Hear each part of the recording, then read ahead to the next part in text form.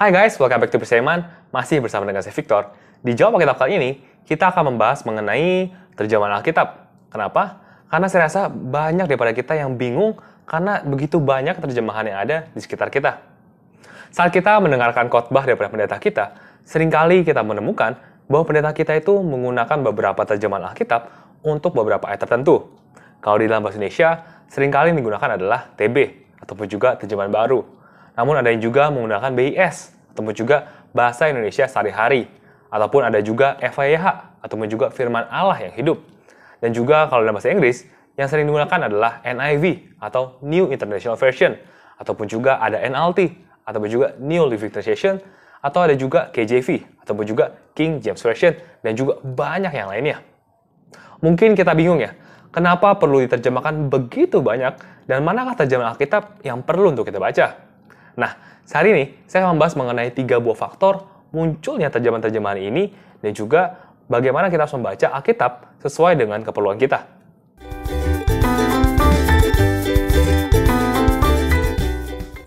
Di dalam dunia penerimaan Alkitab, filosofi terjemahan itu adalah hal yang pertama yang menjadi fondasi serta struktur daripada terjemahan itu sendiri. Dan di dalam filosofi ini, ada 2 buah spektrum ujung yang berbeda. Yang pertama disebut sebagai formal equivalence, ataupun juga yang dikenal sebagai word for word. Dan yang kedua, dikenal sebagai dynamic equivalence, ataupun juga disebut sebagai thoughts for thoughts. Terjemahan dalam formal equivalence ini mencoba untuk membawa bahasa asli Alkitab, baik dari Ibrani, Yunani, ataupun juga Aramaik, dan mencoba untuk menemukan kata terjemahan yang tepat. Keuntungan daripada terjemahan ini adalah bisa menunjukkan Alkitab dengan terjemahan yang paling mendekati dengan bahasa aslinya, kata per kata. Tetapi, kekurangannya adalah karena ini dibuat sepersis mungkin dengan kata bahasa aslinya, seringkali di dalam terjemahannya menjadi kalimat yang sulit untuk dimengerti. Sedangkan, terjemahan dengan dynamic equivalence itu sebaliknya, mencoba untuk mengerti makna dari penulis Alkitab dan mencoba menerjemahkan makna tersebut dalam bahasa yang dimengerti oleh orang lain. Keuntungannya sudah jelas, membuat terjemahan Alkitab menjadi sesuatu yang mudah untuk dibaca dan dimengerti. Namun kekurangannya adalah membuat kita sulit untuk mempelajari kata tertentu di dalam Alkitab karena terjemahannya dilakukan bukan kata per kata, tapi secara kalimat. Ada juga terjemahan yang mencoba untuk berada di tengah-tengah dan mengambil 2 sisi positif daripada 2 terjemahan filosofi ini. Dan terjemahan ini seringkali disebut sebagai mediating atau juga optimal translation filosofi. Nah, untuk memudahkan kita membedakan, saya akan berikan contoh seperti ini. Namun, saya akan menggunakan terjemahan bahasa Inggris, karena dalam terjemahan bahasa Inggris itu lebih mudah untuk terlihat perbedaannya. Mari kita baca Roma 1 ayat 5. Di dalam terjemahan ESV, yang merupakan formal equivalence, dikatakan seperti ini. Through whom we have received grace and apostleship to bring about the obedience of faith for the sake of His name among all the nations. Nah, di dalam terjemahan NLT yang merupakan dynamic equivalence dikatakan seperti ini.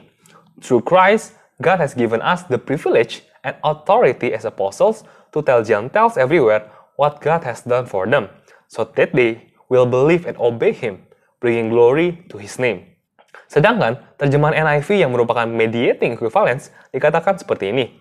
Through Him, we receive grace and apostleship to call all the Gentiles to the obedience that comes from faith for the name's sake.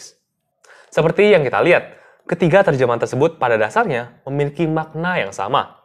Namun ESV memilih untuk menggunakan kata yang lebih dekat dengan kata bahasa aslinya, yaitu dalam bahasa Greek ataupun juga Yunani.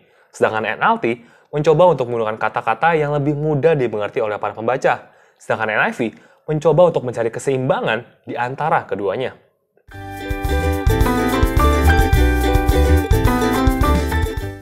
Keakuratan terjemahan Alkitab juga adalah salah satu faktor penting dalam kita memilih terjemahan Alkitab.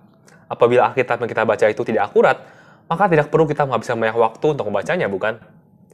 Kebanyakan terjemahan Alkitab yang kita miliki saat ini sudah sangat akurat, seperti misalkan TB, BIS, AMD, dan juga lain-lainnya untuk bahasa Indonesia, ataupun juga dalam bahasa Inggris ada NIV, NLT, NASB, AMP, dan juga yang lainnya.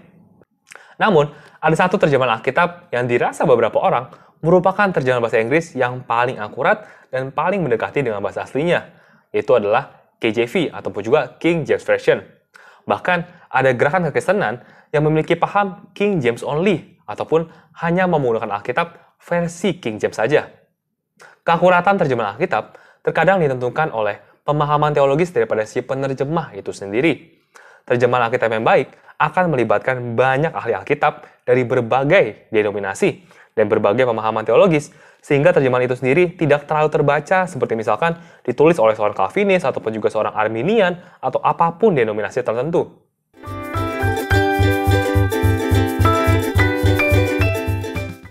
Terakhir ini adalah faktor yang tidak kalah penting, yaitu adalah apakah Alkitab ini bisa dimengerti ataupun juga bisa dibaca.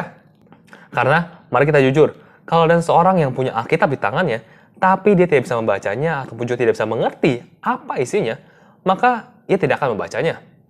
Pada dasarnya, kita hanya membaca apa yang kita mampu untuk baca, baik itu novel, komik, majalah, koran, ataupun juga bahkan Alkitab. Oleh karena itu, kemudahan baca suatu terjemahan adalah salah satu faktor penting dalam memilih terjemahan Alkitab.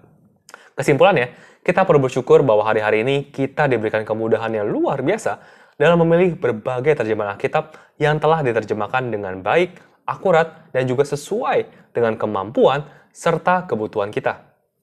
Oke guys, sekian dulu buat episode kali ini. Semoga episode kali ini bisa memberkati kalian semua ya.